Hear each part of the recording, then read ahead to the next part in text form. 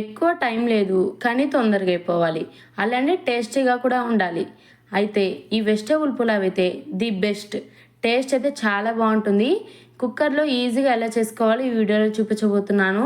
చాలా సింపుల్గా చేసుకోవచ్చు, పక్కా ట్రై చేయండి. ఫస్ట్ అయితే ఒక గిన్నెలోకి బియ్యం అనేటివి వేసుకొని సోక్ చేసుకోవాలి. నేను ఇక్కడ బాస్మతి రైస్ అయితే వాడుతున్నాను.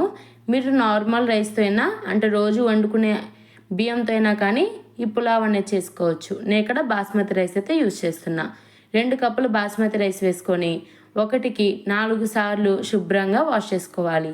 ఇప్పుడు ఈ విధంగా వాష్ చేసుకున్న బాస్మతి రైస్ని పక్కన ఒక అరగంట పాటు పెట్టుకుంటే ఈలోపు మనం కూరగాయలు అనేటివి రెడీ చేసుకోవచ్చు. ఈ విధంగా కూరగాయలు అనేటివి కట్ చేసి పెట్టుకోవచ్చు. ఇప్పుడు వేడి వేడి నీళ్ళల్లోని మిల్ మేకర్ అనేది యాడ్ చేసాం. మిల్ మేకర్ అనేది పూర్తిగా ఆప్షనల్, మీకు నచ్చితే వేసుకోవచ్చు, లేదంటే స్కిప్ చేసేయచ్చు. బట్ టేస్ట్ కోసం అయితే యాడ్ చేయొచ్చు. టేస్ట్ అయితే చాలా బాగుంటుంది మిల్ మేకర్ వేయడం వల్ల, మంచి ఫ్లేవర్ఫుల్గా ఉంటుంది.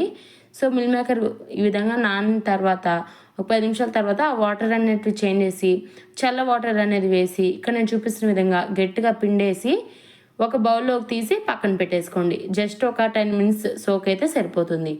ఇప్పుడు అదే గిన్నెలో ఆ వాటర్ తీసేసి ఇంకొన్ని వాటర్ అనేటివి యాడ్ చేసేసి వాటర్ ఈ విధంగా బాయిల్ అవుతున్నప్పుడు కాలీఫ్లవర్ అనేది వేసుకొని బాయిల్ అవ్వనియాలి. ఎక్కువసేపు అవసరం లేదు, ఒక 3 మినిట్స్ అలా సరిపోతుంది. పురుగులు ఏమైనా ఉంటే పోతాయి ఈ విధంగా బాయిల్ చేయడం వల్ల. ఇప్పుడు మెయిన్ ప్రాసెస్ వచ్చేసి కుక్కర్లోకి 2 టేబుల్ స్పూన్ల వరకు నెయ్యి, 2 టేబుల్ స్పూన్ల వరకు నూనె యాడ్ చేసుకోండి. మీరు మొత్తం కూడా నెయ్యి యాడ్ చేసుకోవచ్చు, లేదంటే మొత్తం కూడా నూనె యాడ్ చేసుకోవచ్చు. నేను అదొక 2 టేబుల్ స్పూన్లు, ఇదొక 2 టేబుల్ స్పూన్లు యూజ్ చేస్తున్నా. ఇప్పుడు దీనిలోకి బిర్యానీ మసాలాలు అన్నీ కూడా వేసుకొని ఉల్లిపాయలు, అలానే కారాన్ని తగినంత పచ్చిమిరపకాయలు అయితే వేసుకోవాలి. ఈ పచ్చిమిరపకాయలు అంత కారం లేవు, సో నేను కొంచెం ఎక్కువగానే వేసుకుంటున్నాను. పచ్చిమిరపకాయలు, ఉల్లిపాయ వేసిన తర్వాత బాగా ఫ్రై చేసుకోవాలి. మనం ఈ పులావ్లోకి ఇక్కడ నేను చూపిస్తున్నాను చూడండి, ఈ విధంగా చిల్లులు గడిట ఉండేటట్టు చూసుకోండి, ఎందుకంటే రైస్ అవి కలుపుకునే దానికి కూడా బాగుంటుంది. ఇప్పుడు దీంట్లోకి టమాటా ముక్కలు కూడా వేసుకోవాలి. టమాటా అలానే ఆనియన్ వచ్చేసి పెద్దవి 1 తీసుకున్నాను. టొమాటో పెద్ద సైజు 1, ఆనియన్ చిన్న సైజు 1 తీసుకున్నాను. పచ్చిమిరపకాయలు 6 నుంచి 7 అయితే తీసుకున్నాను. ఇప్పుడు ఇవన్నీ కూడా కలుపుకుంటున్నప్పుడే టేస్ట్కి సరిపడే వరకు సాల్ట్ అనేది యాడ్ చేసుకోండి. తక్కువైతే మళ్ళీ యాడ్ చేసుకోవచ్చు. కొద్దిగా సాల్ట్ అనేది యాడ్ చేసుకోండి. సాల్ట్ వేసుకోవడం వల్ల మనకి టమాటో, ఆనియన్ అలానే వెజిటేబుల్స్ అనేటివి త్వరగా కుక్ అవుతాయి. ఇప్పుడు దీంట్లోకి మీకు నచ్చిన వెజిటేబుల్స్ యాడ్ చేసుకోవచ్చు.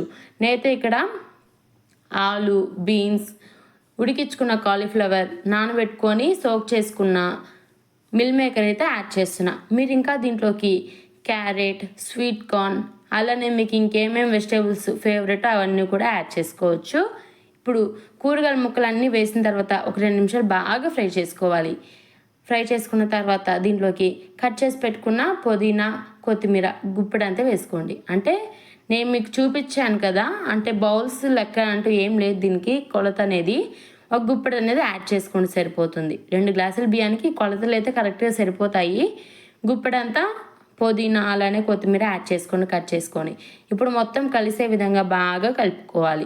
ఆయిల్లో మనకి వెజిటేబుల్స్ అనేటివి ఎంత బాగా మగ్గితే టేస్ట్ అనేది ఎంత బాగుంటుందంటే అంత బాగుంటుంది అనమాట. ఇప్పుడు 2 గ్లాసులు బాస్మతి రైస్ అయితే నానబెట్టుకున్నాం కదా, బియ్యం ఏ కప్పుతో అయితే వేసుకున్నామో అదే కప్పుతో 3 కప్పుల వరకు వాటర్ అనేది యాడ్ చేసుకోవాలి. 2 కప్పుల బాస్మతి రైస్కి 3 కప్పుల వాటర్. ఒకవేళ మీరు 1 కప్పు వరకు బాస్మతి రైస్ తీసుకుంటే 1.5 కప్పు వరకు వాటర్ అనేది తీసుకోండి. మీరు మీ బియ్యాన్ని పట్టించి వేసుకోవాలి. నేను ఇక్కడ ఈ బాస్మతి రైస్కి అయితే పర్ఫెక్ట్ కొలతలు ఇవ్వనమాట. ఇప్పుడు మనం ఈ ప్రాసెస్ అంతా చేసుకునే లోపు ఒక 1/2 అవర్ బియ్యం అయితే నానిపోయి ఉంటాయి.